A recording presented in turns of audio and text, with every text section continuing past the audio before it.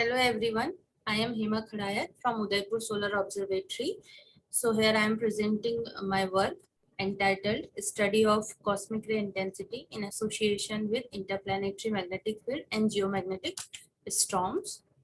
So the outline of my talk will be like this. First, I will give a brief introduction related to the topic, which will contain introduction to coronal mass ejection, that is CMEs, its interplanetary counterpart, that is the interplanetary CME, and then geomagnetic storm and the variation in cosmic ray intensity and a special kind of decrease, that is the Forbes decrease. Then I will come to the data analysis part. After that, I will discuss the results of my study, and at last I will conclude some of the results of the study. So our sun is a very interesting object in our solar system, which exhibits many activities like solar flares, coronal mass ejections, prominences, solar wind, etc. Among these, coronal mass ejection is one of the very interesting and important phenomena. It is a potential source of space weather conditions, and therefore I am starting with the CME. Here, this right hand side image shows the CME observation by the LASCO C2 coronagraph on 28th October 2003. Here in the middle, this is the sun solar image observed by the atmospheric imaging assembly on board Solar Dynamics Observatory at 304 angstrom wavelength band. And this is the occulting disk of LASCO C2 coronagraph, which occults the sun, due to which we observe CME. So let us know about the CME. So CMEs are the most eruptive phenomena in our solar system, and these are able to release a vast amount of magnetized plasma from sun into interplanetary space. Thus, they are potential risk for space weather near the Earth. And when a CME erupts, it can carry plasma with the mass ranging from less than 10 to the power 12 gram to greater than 10 to the power 16 gram, with a speed ranging from tens to more than 3000 kilometer per second. And with the mass and speed, we can calculate the kinetic energy of the CME, which ranges from less than 10 to the power 26 to 10 greater than 10 to the power 33 ox. And the angular width of the CMEs projected in the plane of the sky ranges widely from 2 degree to 360 degree.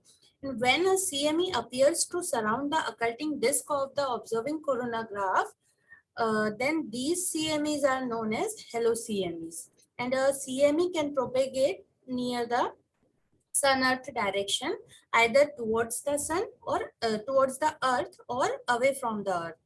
So when a CME is produced over an active region, it is very likely to have enough energy in order to propagate into the interplanetary medium. And these interplanetary counterparts of CMEs are known as the interplanetary CMEs. So this is the schematic of three-dimensional structure of an ICME. Before coming to it, I would like to discuss about the structure of a CME. A CME generally have three-part structure: bright loop-like front, that is the leading edge, which corresponds to the region of compressed plasma. Underneath it, there is a dark cavity, which is corresponds to the helical magnetic flux rope, and an embedded bright core, which corresponds to the erupting prominence or filament material. So in most of the cases, we observe only leading edge and the cavity part of the CME. So since ICMEs are the interplanetary counterpart of the CME. So these also have a similar structure. So here, this is the ICME contained in the helical magnetic flux rope in an ordered manner. Ahead of it, we have seat region, which is the compressed magnetic field region, and this is the most turbulent region. And ahead of it, there is shock, which is produced due to the mismatch of the CME speed and the ambient solar wind speed. So when the CME travels faster than the background solar wind speed, so they can generate a shock wave which can accelerate charged particles ahead of the CME. And the ICMEs can be identified with the in situ measurements of various ICME associated parameters at 1 astronomical unit distance. So this figure shows the variation in the interplanetary uh, parameters. Here in this panel, this shows the variation in the DST index, and this panel shows the variation in the temperature, and this is the variation in proton density and solar wind speed and the BZ component of the interplanetary magnetic field, and this is the total interplanetary magnetic field. Here, this vertical black dashed line indicates the arrival of the shock, which corresponds to the more turbulent variation in all of the parameters. And this red curve shows the start of the interplanetary magnetic field, interplanetary CME, which corresponds to a continuous variation of the interplanetary parameters. And this green line shows the end of the ICMEs. So because for this study we have used the interplanetary magnetic field, so let me discuss about the interplanetary magnetic fields. So interplanetary magnetic field is a part of the sun's magnetic field which is carried into interplanetary space by the solar wind. And interplanetary magnetic field originates in regions on the sun where the magnetic field is open, means where field lines emerging from one region do not return to a conjugate region but extend virtually indefinitely into the space. Since interplanetary magnetic field is a vector quantity, so it has three components. Two are oriented parallel to the ecliptic plane, and third one is the BZ component. BZ component, that is this is the perpendicular to the ecliptic plane. And when the interplanetary magnetic field and the geomagnetic field lines are oriented anti-parallel to each other, they can reconnect, which results in the transfer of energy, mass, and momentum from the solar wind flow to the magnetosphere. And this causes a temporary disturbance in the Earth's magnetosphere, which is called geomagnetic storm. So geomagnetic storm is a temporary disturbance of the Earth's magnetosphere, and the strength of the interplanetary magnetic field, strength of the geomagnetic storm is measured by the disturbance storm time index, that is the DST index. On the basis of DST index, the geomagnetic storm can be classified into three ways.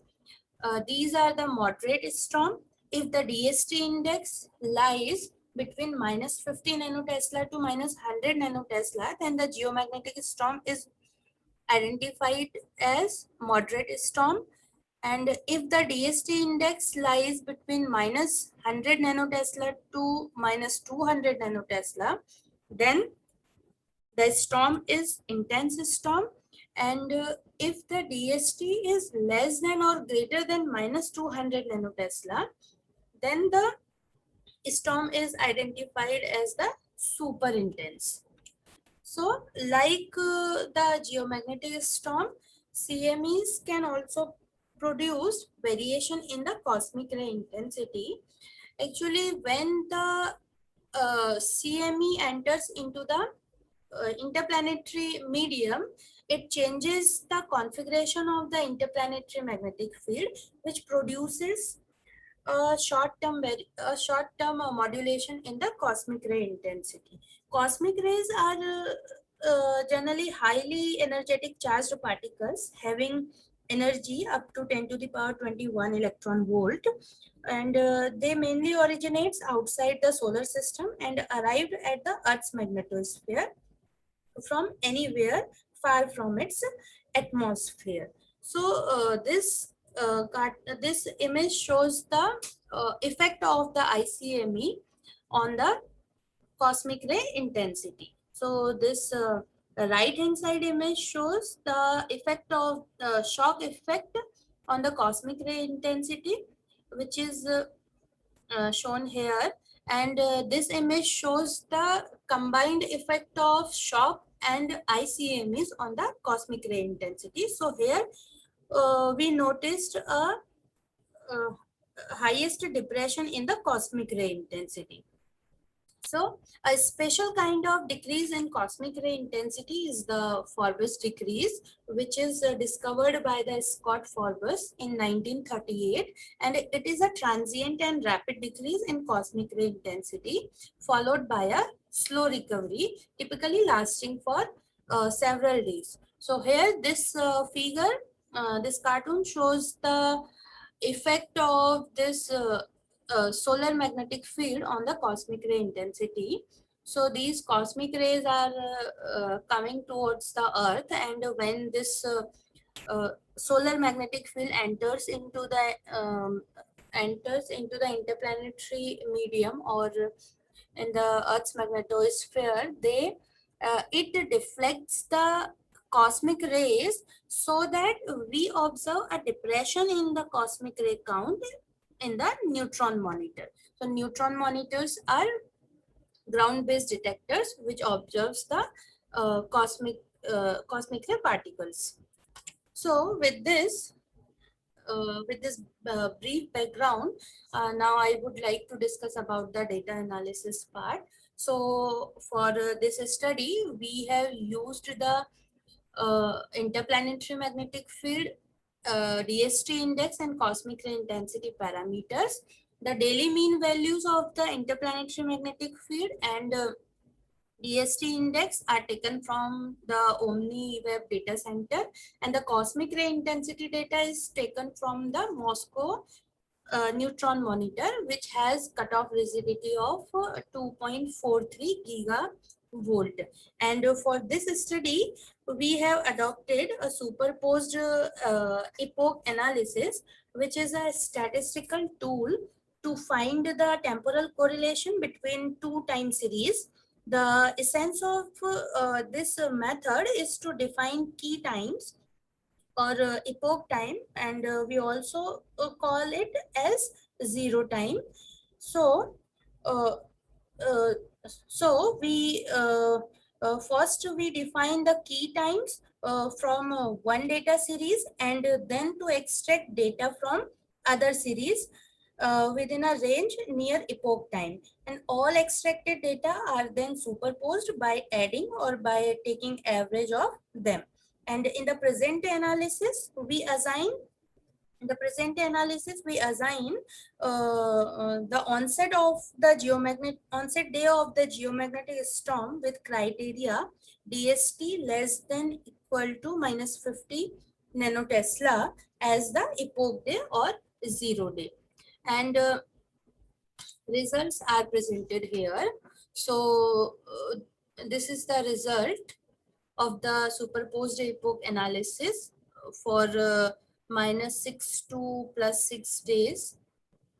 During the -6 to +6 days of geomagnetic storm. So these figures shows the variation of the DST index and cosmic ray intensity. So here we we have performed this study for 2 solar cycles, that is solar cycle 23 and 24. Here we show the variation of DST index and cosmic ray intensity during solar cycle 23. So in the x-axis, we have days. In this y1 axis, we have cosmic ray intensity, and in y2 axis, we have DST index. And this yellow curve shows the variation in the cosmic ray intensity, and this black curve shows the variation in the DST index. So here we noticed that both of the parameters, that is cosmic ray intensity and DST index, shows similar kind of variation. Means when the DST index decreases, the cosmic ray intensity also decreases, and when DST index increases, the cosmic ray intensity also increases. Also the minimum value of the DST index and minimum value of the cosmic ray intensity is found on the same day. So further, this is for 2001 to 2006, which also covers the solar cycle 23. Here we also obtained similar kind of variation, and the maximum depression in cosmic ray intensity and the minimum value of the DST index is found on the same day. For some of the years, we observed a delay in the minimum value of the cosmic ray intensity, which can be further studied by the case study. So this analysis is also carried out for solar cycle 24, and here we also found similar kind of result, and that is the similar kind of variation in both of the parameters. So this is also for solar cycle 24, which covers 2014 to 2016. So this study is further carried out for the interplanetary magnetic field. So here we show the variation of interplanetary magnetic field and cosmic ray intensity during solar cycle 23.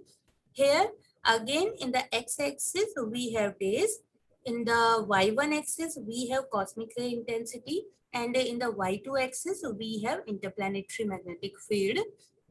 And this blue curve shows the variation in the interplanetary magnetic field, and this yellow curve shows the variation in the cosmic ray intensity.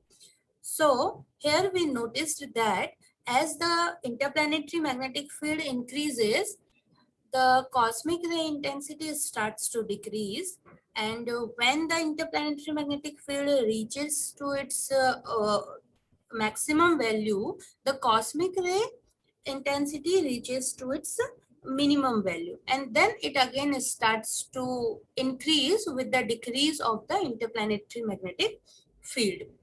So again, these results shows 2001 to 2006, which again covers the solar cycle 23. Here we also obtained similar kinds of result for most of the years. We observed that the maximum decrease in cosmic ray intensity is found to be 0 to 1 day after the peak value of the interplanetary magnetic field. So this work is also carried out, further extended for the solar cycle 24, that is for years 2010 to 2016. So here it is till 2013, and here we also found a similar kind of result for some of the years. We have exceptional cases. So these years can be studied by the case studies. Here again, this is for solar cycle 24. Again, we observed two types of decreases in cosmic ray intensity. That is the symmetric decrease and the asymmetric decrease. And these two types of decreases are defined in terms of their decrease, in terms of the decrease and the recovery phase of the cosmic ray intensity. So decrease phase is defined as the phase in which cosmic ray intensity varies from maximum value to the minimum value, and recovery phase is defined as the minimum to cosmic ray, minimum to maximum value of the cosmic ray intensity. So when these two phases have similar type of variation, then this decrease is defined as the symmetric decrease. And if both of the phases are dissimilar, then this type of decrease is defined as the asymmetric decrease. So in most of the cases, in some of the cases, we found symmetric decrease, that is the temporal profile of the decrease phase and the recovery phase are similar. But for some of the years, we observe that the decrease phase and the recovery phase are not similar. So these are asymmetric decreases. Further, we have calculated the correlation coefficient between various parameters. So we have found that the correlation coefficient between the DST index and cosmic ray intensity is very high, that is 0.79, which indicates that both of the parameters or variation in both of the parameters are caused by the same phenomena. And again, we have found moderate or a high correlation coefficient between the interplanetary magnetic field and cosmic ray intensity. Here, this negative sign shows that if one variable increases, then other one will decrease. And again, a high anti-correlation is also found between the DST index and the interplanetary magnetic field.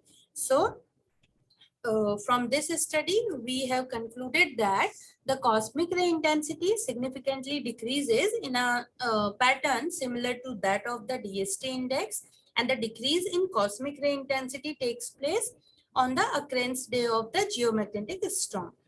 And an increase in the total interplanetary magnetic field produces a transient decrease in cosmic ray intensity, and the cosmic ray intensity decreases 0 to 1 day after the increase of the interplanetary magnetic field. And the cosmic ray intensity is highly correlated with the DST index, which indicates that CME is most effective in causing forward decrease when it is closest to the Earth, while it is moderately anti-correlated with the interplanetary magnetic field. And again, the interplanetary magnetic field increases with the decrease in DST index, and it is highly anti-correlated with the DST index.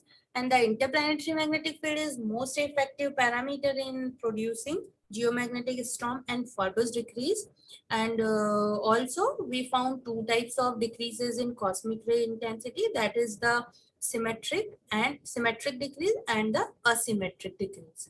So with this, I would like to stop my talk here. So thank you all.